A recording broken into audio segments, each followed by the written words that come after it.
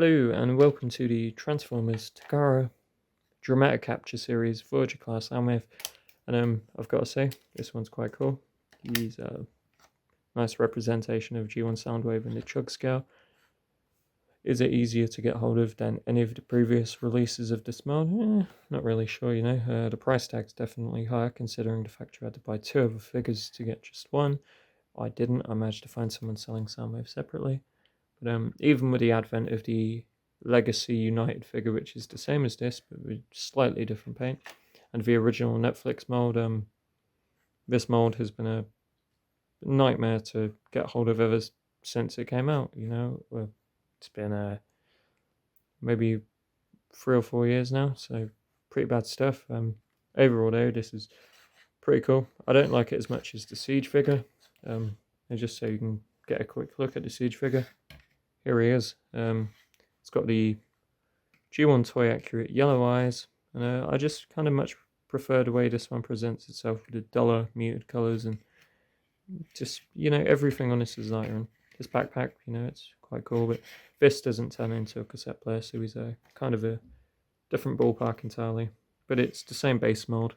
They just retooled it to get what we have here. And yeah, he's quite cool, you know. So here we have Laserbeak. Kind of just show him off quick. Laserbeak is a welcome addition to this because it's not the easiest job to find a loose Siege one. You know, the main difference with that is Siege Laserbeak has a new head, whereas this one is from the Netflix Soundwave, and you know, it's just your standard little bird. Sits a shoulder like so, and yeah, it's quite good. So for a general look at the overall kind of aesthetics of this figure, he's got this nice blaster, pretty accurate to what he had. He's got a shoulder cannon, it's removable.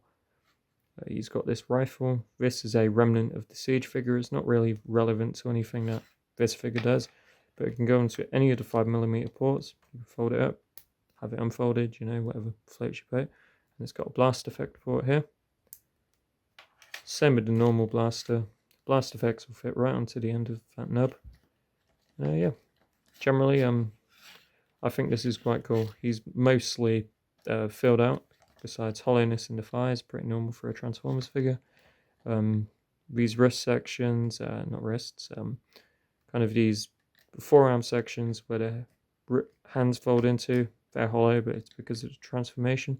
On something like the Masterpiece, this would be a panel that you would fold open, fold the hand in, and then close it back up. But not all mainline figures get that luxury, even if it's a figure they've released multiple other times. So I'm sure Takara would have had the budget to add flaps, but you know, leave it to the DNA upgrade kit or whatever exists for this. That might fix the problem.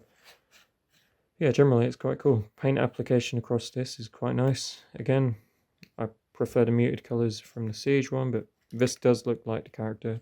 It feels really nice to hold, and it's definitely a solid modern Voyager class figure. And just kind of my thoughts on Laserbeak. He's a welcome addition, you know. It probably doesn't affect the pricing of this guy too much. I paid about 40 for him, which is definitely less than I've seen this Netflix Soundwave sell for, and that figure yellows. This one we don't know yet. The Legacy United one by comparison was more expensive, but that figure came with 3 cassettes, even if one of them was Siege Ravage and it wasn't that great. I'll get to that eventually because I own all of the Siege cassettes, and yeah, just Laserbeak's a nice little standout amongst the set, and I'm definitely happy that they included him with this version of Soundwave. So yeah, next on we're going to be moving on to the Articulation.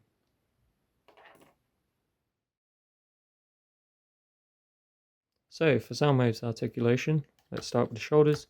Shoulders go out this far. You can do T-pose. Shoulder spins all the way around. Bicep does a full 360 as well. Elbow joints are double jointed. They'll go up this far, which is quite nice. If we take the gun out of his hand, it'll be a little less impeded. There you go. Folds up nicely. Comes all the way out. Wrists, they don't swivel or anything of the sort, but they do fold away for the cassette player mode. Same thing on the other arm. If we remove the shoulder cannon, the head can do a full 360. Small amount down, small amount up. Confused dog look on both sides. Yeah, there's nothing more to it. Waist, full 360. Legs, kick out that much so you can do the splits. Legs kick up this much, and you see this little plate, that will move forward so the legs get full range. If you move the kind of bum plate outwards, or whatever you want to call it, legs kick back about the same amount. Now yeah, that's quite cool. He's got a swivel around where the thigh is, fairly well positioned. Does a full 360, knees pull a 90. And they do have a slight bit of bend forward. Ankle rockers are fairly minor, but they exist. Feet don't hinge forwards or backwards, but I'm kind of okay with it. These have to fold away for the transformation, and it's a mechanism that I quite enjoy. I'll show it off. So you take this back section, you open it up. This is very similar to Kingdom Cyclonus, which I reviewed a few days ago. You kind of lift up this section, fold out this panel, put the feet inwards, and fold everything around it. There you go, nice and snug, holds together well. And then getting it out is as simple as folding everything back up, putting it back where the foot was. So yeah, it's generally good stuff. Overall, this is visually quite nice. And yeah, I'd like to compare it to a couple other Soundwaves in the size comparison. So for Soundwave and Laserbeak in their robot modes, I think they're quite cool. Soundwave looks the part. He's pretty accurate to G1 at least, chug scale figure. The main problem here is all of this kind of greebling detail, just kind of anywhere across the robot mode. Most of it isn't entirely necessary for this version of the character, but you know, if it fits in with modern aesthetic and everything else, you know, with your associated collection, you know, whatever, it's cool, you know, it suits your needs. It's really like a remnant of the fact that this original mold was used for the Siege Soundwave, and Laserbeak, by comparison, he's just Laserbeak. You know, it doesn't get any more complex than that. He's a little bird, kind of sits upon his shoulder like so. You know, I'm cool with that. And yeah, it's generally quite good. He's got these leftover landing port things from the Siege figure, because that's a spaceship. You know, could have took them off, wouldn't have minded if they did, but oh well. Can't win them all.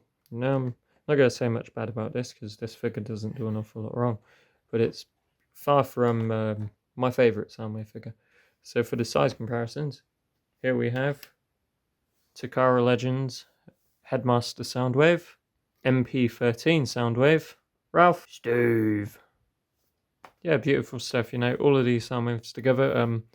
I kind of use these as the size comparison points for this video, because much like I've done with a couple videos in the past, I want to compare other versions of the same design, you know, in figure form, so you can kind of get a feel for what's what. All of these are doing completely different things. This is a premium Japanese release.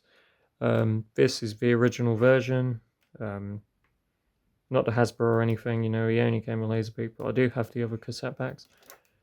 Here we have Takara Legends Soundwave, beautiful Headmaster figure. He'll get his own review. He kind of functions differently to all the rest, being a leader class, but old leaders were quite big, and even though this is very out of scale, I'm quite cool with it. And this Soundwave by comparison is tiny. Small head aside, he's a good representation if you can get hold of him, or just get hold of any of the other versions that aren't the Netflix one, because that one just yellows. And yeah, from here we're going to be moving on to the transformation.